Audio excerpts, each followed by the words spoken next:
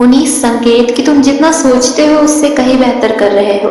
Disclaimer, ये post किसी को कंपेयर करने के लिए नहीं है। हर इंसान की स्ट्रगल और जर्नी अलग होती है। ये सिर्फ रिमाइंडर्स है ताकि तुम रियलाइज कर सको कि तुम उतने पीछे नहीं हो जितना सोचते हो। कभी कभी हम अपनी प्रोग्रेस को इग्नोर कर देते हैं, बस दूसरों से कंपेयर करते करते। So listen with an open heart और सोचो, क्या तुम इन साइंस में से कुछ फील करते हो?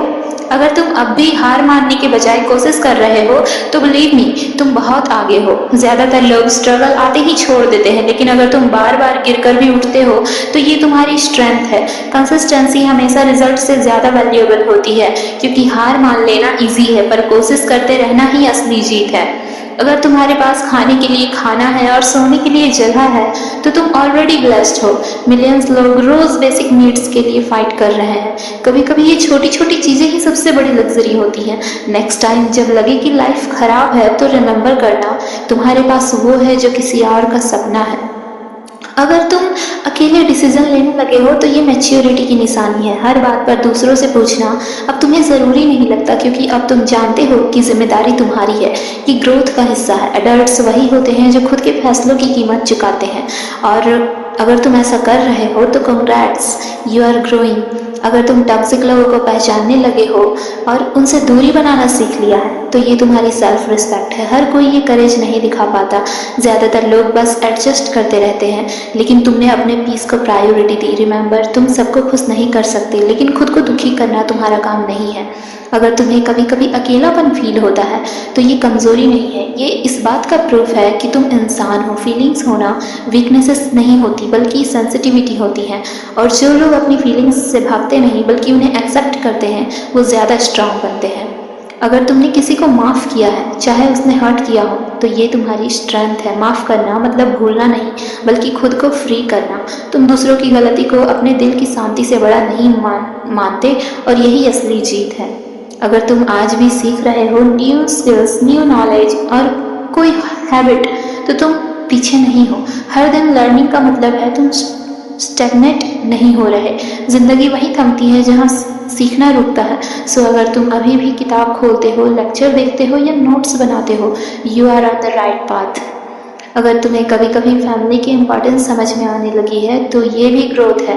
पहले लग सकता था कि पेरेंट्स रोके टोके हैं, लेकिन अब तुम जानते हो उनका प्रेशर भी केयर का दूसरा रूप है। मैच्योरिटी यही है कि तुम डिफरेंसेस के बीच भी अपनों को वैल्यू करना सीखो। अगर तुम्हें अपनी गलती मानने में शर्म नहीं आती तो ये तुम्हारी करेज है। ईगो हर कोई रखता है, लेकिन एक्सेप्ट करना आसान नहीं होता। सेल्फ इम्प्रूवमेंट वहीं से शुरू होती है जहाँ ईगो खत्म होती है, और अगर तुम ऐसा कर पाते हो तो तुम ऑलरेडी बेटर इंसान हो। अगर तुम दूसरों की खुशी देखकर जेलस नहीं बल्कि जेन्युइनली खुश होते हो तो ये बहुत रेयर है। आज की दुनिया में कंपैरिजन ने सबको बिगाड़ा है, लेकिन अगर तुम्हें लगता है हाँ उसकी सफलता अच्छी है और मेरी भी टर्न आएगी, तो you are mentally very strong. अगर तुम अब भी सपने देखते हो, भले ही हालात मुश्किल हैं, तो तुम लकी हो, क्योंकि सपने देखना बंद कर देना मतलब जीना बंद कर देना। जो इंसान अभी भी सोचता है कि एक दिन मेरी बारी भी आएगी, वो कभी हारा हुआ नहीं होता। अगर तुमने सोशल मीडिया से थोड़ा ब्रेक लेना सीखा है तो ये तुम्हारी अवेयरनेस है, क्योंकि हर वक्त स्क्रीन पर रहना आसान है लेकिन खुद से फेस करना मुश्किल।